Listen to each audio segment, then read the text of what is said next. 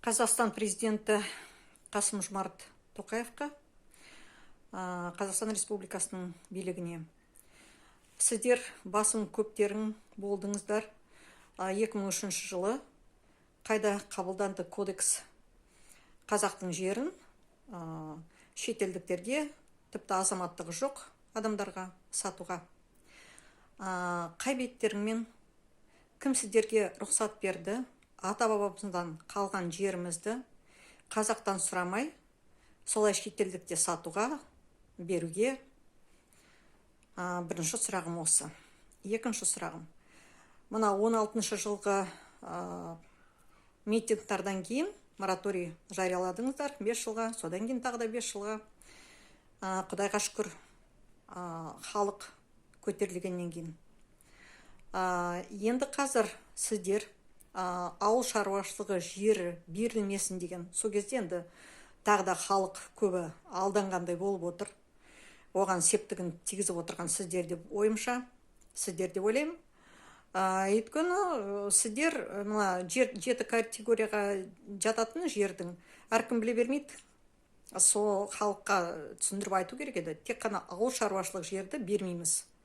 Ал енді қалған ормандық жерлер, сосын полигондық жерлер, сосын таулы сулы жерлер деме, сол жағын онша білмеймін енді. Ормандық жерлер нақтылы білем, полигондық жерлер нақтылы білем, қала инфрақұрылым салынатын жерлер, сосын тағы да бірнеше категория жерлер, жай бос жатқан жерлер, өте үлкен ауқымдағы гектардағы, ол енді ауыл шаруашылығы жерлермен тең болмаса асып түсетін шығар. Әйтеуір сондай жерлер. Енді қараңыздар, сіздер соны шетелге сатпақшысыздар ма? Қазір халық, сондай сұрақ сіздерге. Қазір халық мына Қытайдың жарты ай визасыз ол режимда екен. Былтырдан бастап, қашаннан бастап, енді бір ай береді дейсіздер, содан кейін тағы да 6 ай бірдеңе, мен енді кешірім сұраймын, мен соған қатты соны білмеймін. Бірақ та халық қорқады өзінің жерінен айырылуға, халық қорқады өзінің тәуелсіздігіне. Мемлекет қара қазаққа керек, көбінесе қара қазаққа керек. Билік енді әртүрлі ой бар. Мысалы үшін менде. Неге со шетелді жіберуге, неге Ресеймен безвиз режим орнатпауға, визалық режим орнатпауға мүдделі болып отыр. Өйткені ойымша, олардың со елдерде мүмкін жоғары лауазымды орындары дайындалып қойған, бана материалдық жағын айтпай-ақ қояйық, қара халықта жоқ, оларда енді еселеп бар 100%. Сұрақ, мен сұрап отырмын. Неге солай істейсіздер сіздер? Мінеке, көрші Ресей көз тігіп отырғаны, енді бәрттарымызға мәлім, е? Подарили русские земли. После Украины будет Казахстан и Грузия. Мінеке, жуықта Комсомольская правда сұхбат жүргізді. Гиркин Стрелков тема, енді қылмыскер фашисттардың бірі. Қазақстаннан кейін, мына неден кейін, Қазақстанды әйтеуір жаулап алу керек. Денацификация ма, немене қалай тілемде келмейді, жасау керек деп. Денацификацияны сол орыстардың өзіне, Ресейдің өзіне бірінші жасау керек. Өйткені олар барлығын нетіп отырған, әйтеуір қитұрғыларды бастап отырған, соғыс ашып отырған, бәрттар бізге бағыну керек деп отырған, солар. Енді қазір келіп, бізде онсыз да жарты Қазақстан емес, түгелдей Қазақстан, орыс таңған Қазақстан, орыс тілді Қазақстанда тұрып жатырмыз. Енді ол аз болғандай, сіздер қытайлықтарды көпке жібермекшісіздер. Енді мінеке Назарбаевтың айтқаны бар. Мен әркіміңді қолынан ұстап жетелеп апарам. Әркіміңде коррупция. Үлкен лауазымда отырғандарды. Соған қарағанда кіші лауазымдық мына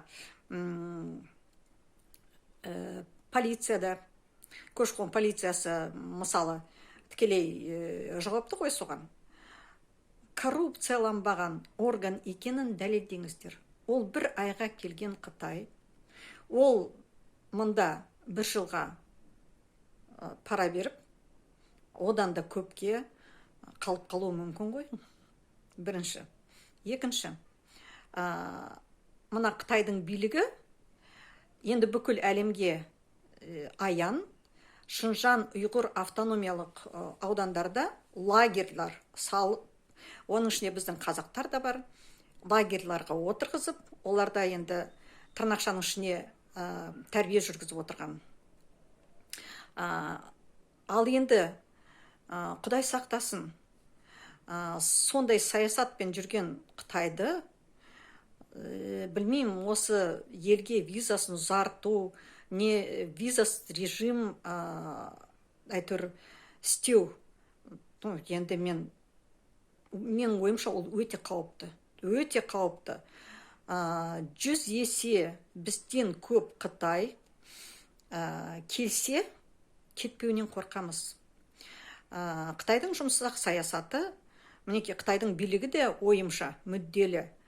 Қытайлар енді жұмсақ күшпен өздерінің адамдарын таратып, әйтеуір сол елге қандай да бір экономикалық, тағы да басқа жағынан экспансияны жүргізуге өте мүдделі ел.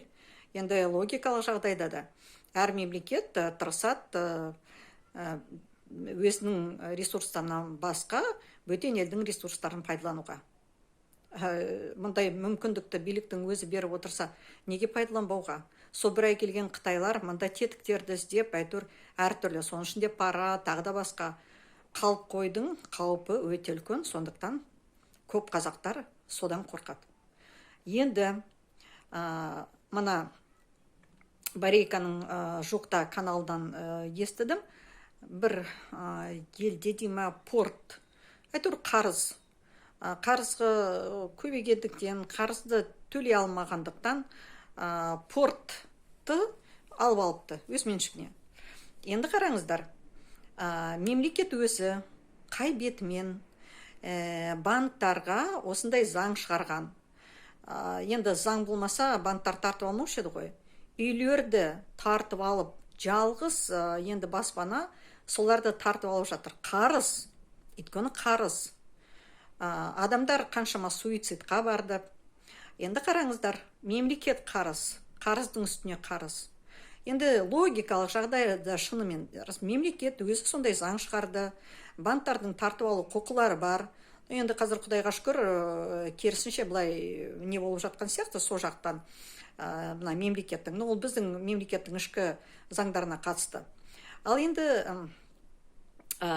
сіз мысалы адам ретінде қарыз болсаңыз біреуге, ол қарызыңызды бере алмасаңыз, жылдар бойы бере алмасаңыз, сіз олардың айтқанын істейсіз.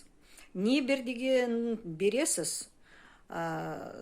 Сондай жағдай енді бір жаққа қашып кетпесеңіз, не қылмысқа барып, ана кісінің басқаша аузын жаппасаңыз, сіз әйтеуір кәдүгіскі адам болсаңыз, сіз әрине тағы да айтып тұрмын, қашып кетпесеңіз бір жаққа, әйтеуір ұялғаныңыздан да, шарасыздығыңыздан да барлығын бересіз.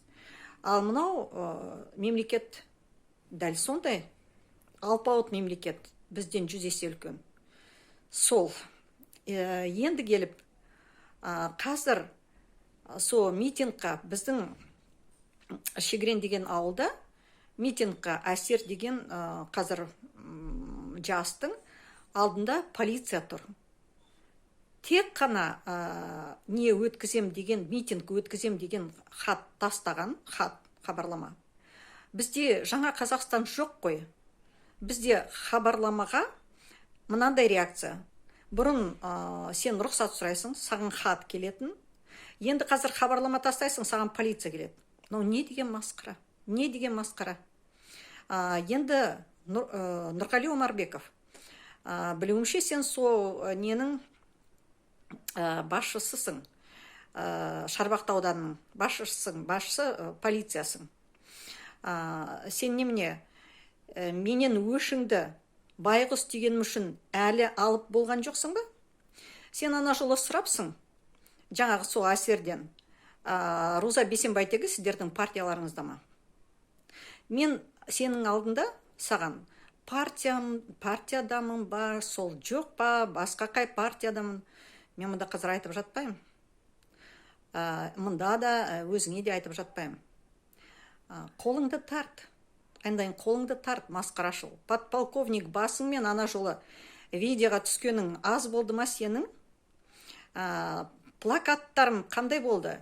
Қазақ тілін шетелдіктерге бермеу, ешқандай қазақ жерін бермеу ешқандай мемлекеттерге, шетелдіктерге. Сол мен енді есімде жоқ, мағынасы сондай болды. Әрине, мен шыққаннан кейін ол қазақ тілі болды. Бірақ та сен орыстың бөқ сөздерімен Ешмұхамбетовқа почему не забираете до сих пор Бейсенбай тегі деп, соны бөқтық сөзбен оның алдында жүретінсің, апай деп. Ятың, иманың ештеңе жоқ. Сол кезде мен ана екі полицияның ортасында мен алып кетіп бара жатқанда саған байғұс дегем. Байғұс деп айтушы болмаңыз. Аннан қарай көр. Енді орыстардың айтқан сөзі белый пушистый. Сен осылай жерім деген, тілім деген, елім деген азаматты бөқтап полицияның машинасына отырғызып алып кетеді екенсің. Мен саған байғұс деп айта алмайды екенмін, иә? Жоқ, ондай болмайды, Нұрғали Омаров. Мінеки Нұрғали Омаров, атыңды тағы да естіртіп отырмын. Негізі сен осылай бола берсең, есіңде сақта. Мынау саған жақсы болмайды. Жақсы болмайды. Сенің мына Жамбылдағы, сен Жамбыл жақта екенін білемін, сол жақтан екеніңді. Ана жерлестерің, туыстарың мақтанып отыр ма? Осылай адамдарды тұқыртып, елі жері тілі деген. Әйтеуір қыр соңынан қалмай отырғаныңды көрсе. Мінеки Тоқаев мырза, сіз жаңа Қазақстан құрам дедіңіз. Жаңа Қазақстаныңыздың саясаты осы ма? Және оны атқаратын адамдар осы ма? Осымен видеомды біттім. Көп сөйледім, кешірім сұраймын. Мінеки сондай масқара болып жатырмыз біз жаңа Қазақстанда. Ана әсер бауырынан қолдарыңды тартыңдар.